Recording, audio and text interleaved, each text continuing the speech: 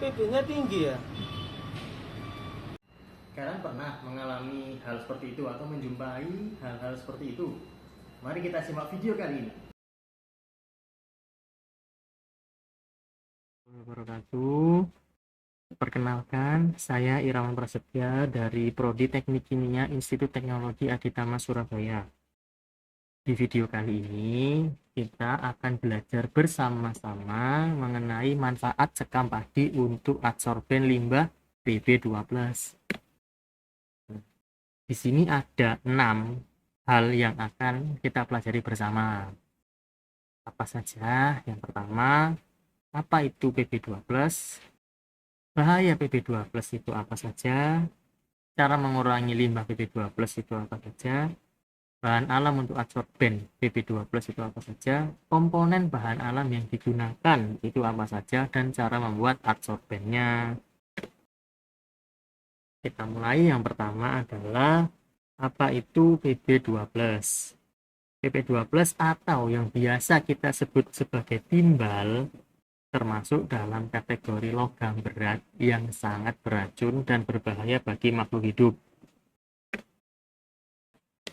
Di sini ada beberapa bahaya PB12 yang bisa kita pelajari. Yang pertama adalah pencemaran air dan tanah. Timbal dapat mencemari sumber air dan tanah terutama di daerah industri atau lalu lintas padat. Jadi, teman-teman yang daerahnya itu padat penduduk atau daerahnya banyak kompleks-kompleks industri, hal ini bisa dikonsenkan ya, agar tidak sampai meluas dampaknya. Yang kedua, dampak pada ekosistem. Kadar timbal yang melebihi ambang batas dalam air dapat menurunkan kualitas perairan dan bersifat berbahaya bagi organisme akuatik. Contohnya, misalkan di daerah teman-teman, daerah perairannya, misal di sungai, ataupun di drainase, ataupun daerah perairan yang lain, terdapat PB12 yang cukup tinggi.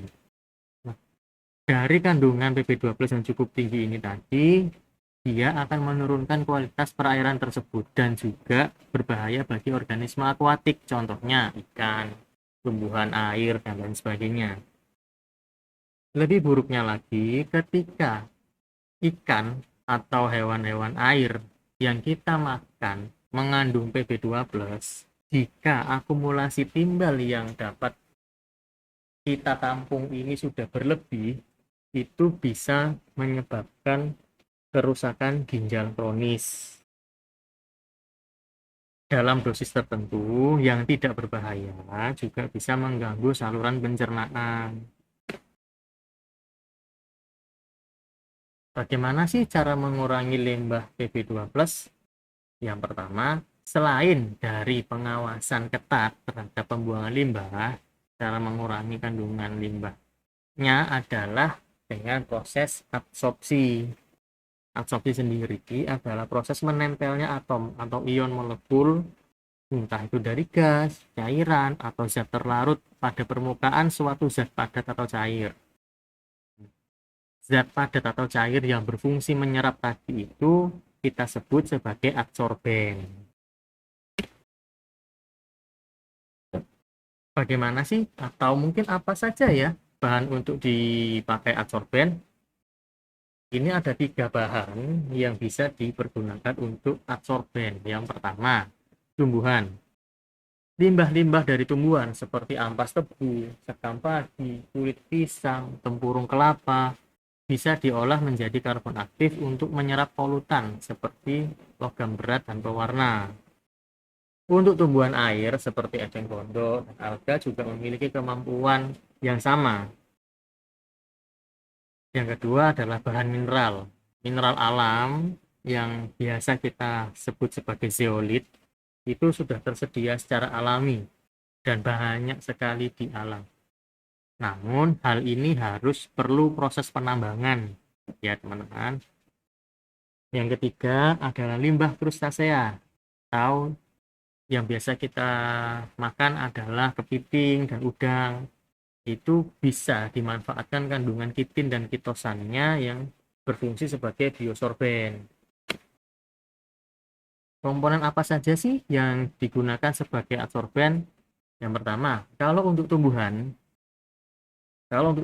yang digunakan adalah kandungan selulosa, lignin, dan silika. Tapi pada kasus krustasea yang digunakan adalah cangkangnya. Cangkang ini diproses untuk diambil kitin dan kitosan untuk digunakan sebagai biosorben.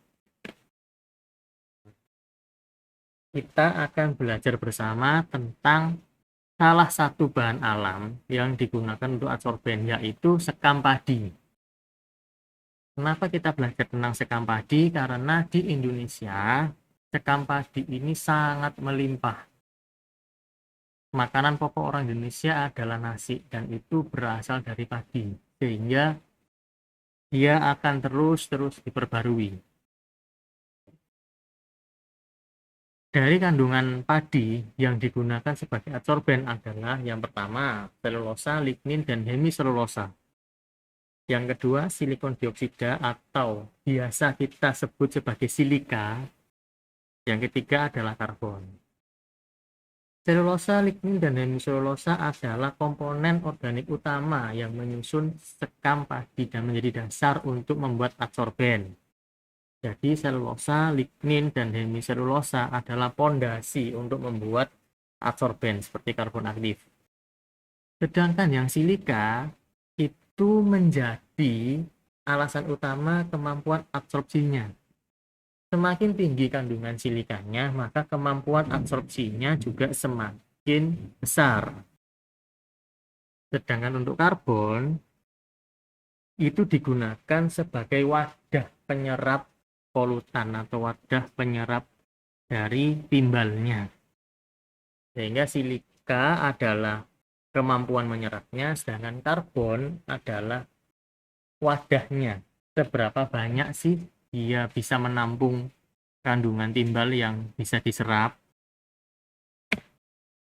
Di sini saya sedikit menjelaskan tentang proses pembuatan adsorben. Yang pertama, bahan dicuci dan dikeringkan. Sekam padi yang sudah selesai dipanen, dicuci dan dikeringkan. Kemudian dipirolisis lambat atau biasa kita sebut sebagai pengarangan. Setelah proses pengarangan, dimodifikasi kimiawi. Contohnya, direndam di larutan KOH untuk sebagai aktivator. Proses yang sudah selesai direndam KOH, bahan tersebut dicuci kembali dan dinetralkan hingga pH kurang lebih 7. Nah, di sini adsorben sudah jadi.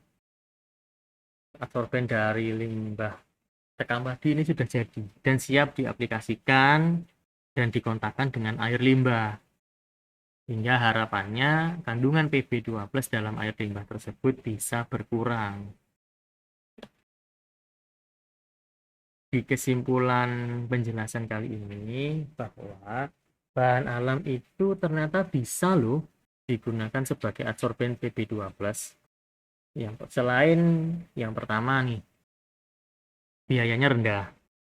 Yang kedua, bahan bakunya juga melimpah. Yang ketiga, dapat didaur ulang, sehingga hal tersebut mendukung prinsip circular economy dan zero waste dalam industri. Dan juga mendukung kebijakan green industry dan sustainable development goals atau SDGs. Sehingga hal ini akan sangat berpotensi untuk dikembangkan ke depannya. Terima kasih. Bagaimana teman-teman? Ternyata limbah dari sekam padi itu bisa loh digunakan sebagai adsorben limbah Pb2+ atau timbal. Mari kita jaga lingkungan kita bersama.